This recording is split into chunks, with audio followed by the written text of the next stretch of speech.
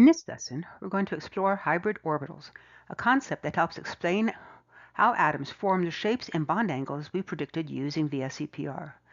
You may remember that atomic orbitals like S and P have specific shapes and energies, but when atoms form molecules, these orbitals can actually blend together to form new equivalent orbitals called hybrid orbitals. By the end of this lesson, you'll be able to move from ax notation to the number of electron domains to the hybridization of the central atom. We're essentially connecting electron arrangement to orbital structure. So as I said, hybrid orbitals are when you take atomic orbitals and you blend them together. So something where most people are a little bit more familiar with is the idea of hybrid animals. So for example, a dog that I had a long time ago now, his name was Rocky. And so here's a picture of Rocky. We know that the mother was a purebred border collie. The father must have been something probably black, same color, with really long legs. So I'm thinking maybe a greyhound or maybe a Great Dane, because Rocky was about twice the size of a border collie. However, he still had the border collie coloration. You know, even had the little white tail tip. So unlike hybrid animals where you only have two parents, kind of the cool thing about the hybrid orbitals is that you can have more than two parents. And so the characteristics of the final hybrid orbital is going to be a mixture of however many parent orbitals you have. So kind of some more leading questions. So how many valence electrons does carbon have? Well, it's in group 14, so it has 4 valence electrons. And then, according to its electron dot structure, how many unpaired electrons does carbon have? So I gave you a set of rules. So you'd say, well, it's got 4 unpaired electrons because I'm following the rules. And then, what does carbon's orbital filling diagram look like, atomic carbon?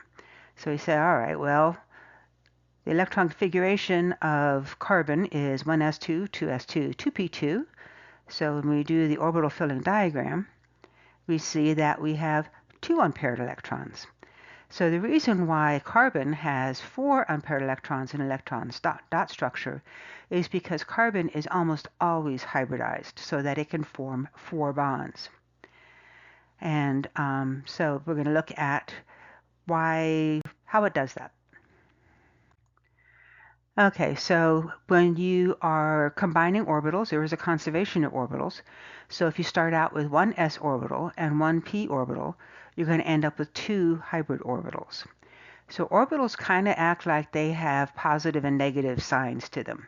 So if you have the same sign, shown here with gray, then that part's going to get larger when you add them together.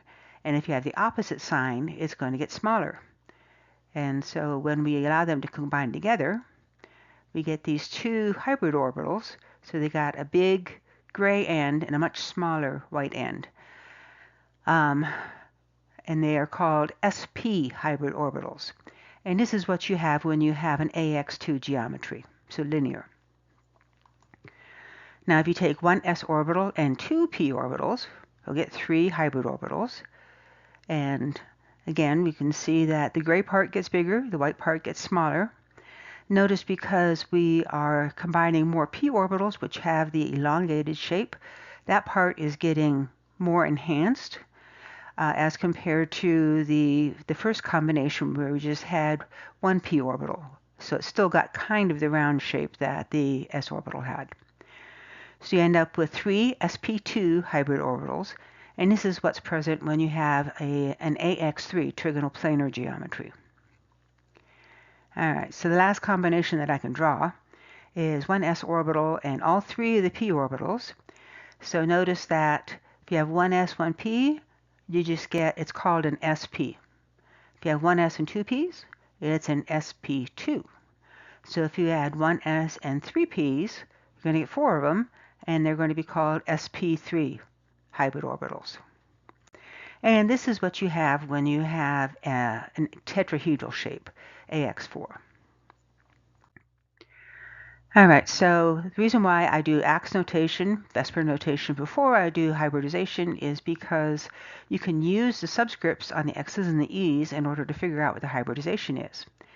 So what you want to do is you want to add up the subscripts. So looking at an example, we have AX5E. So you add up the subscripts, add in a 1 if that makes it easier to see. So we have a total of 6 orbitals, or 6 things that need an orbital to be placed in. And then we're going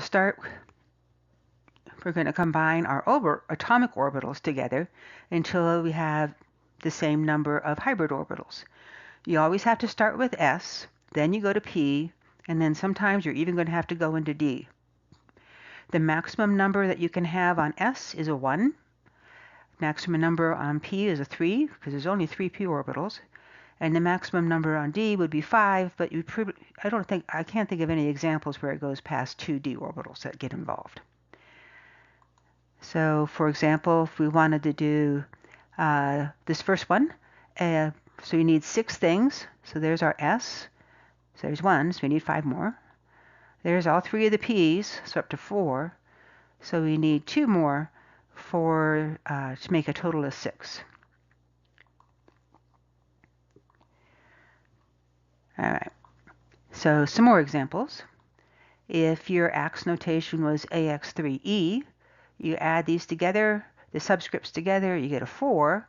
So that means it's going to be SP3 or S1P3 if that is easier for you. And then we have AX2E3, which would be, I can't think what shape that one is. It's not one I do a whole lot. So you say, all right, it has to add up to 5. So it would end up being S1P3D1. So 1 plus 3 is 4, plus 1 more is 5. So AX3, we just saw that on the previous slide. It's going to be S1P2. And then AXE, so a linear molecule, is going to be S1P1. All right, so that's it for hybrid orbitals, just a short mini lesson. Sometimes I combine this one with the previous lesson just because they are kind of short. So you get hybrid orbitals when you combine together atomic orbitals. Remember, this is all just math, so when you combine together, you're just adding together different mathematical functions. Remember that you have to start with S, and the maximum number it has is 1. Then you go to P. The maximum number it can have is 3. And if you still need more, then you dip into the D's. And its maximum is going to be 5, but you probably won't go any higher than 2. This is how we explain why carbon always forms 4 bonds, or almost always forms 4 bonds, because it's going to always be hybridized, so it has those 4 unpaired electrons. And then we saw how we could use the AX notation, because the number of hybrid orbitals that you need is going to be equal to the number of electron domains that you have around the central atom. And then we just add up the subscripts on the AX notation, and then use that to decide how far out along this SPD trail that we need to do. All right, so that's it for hybrid orbitals. Thanks for listening.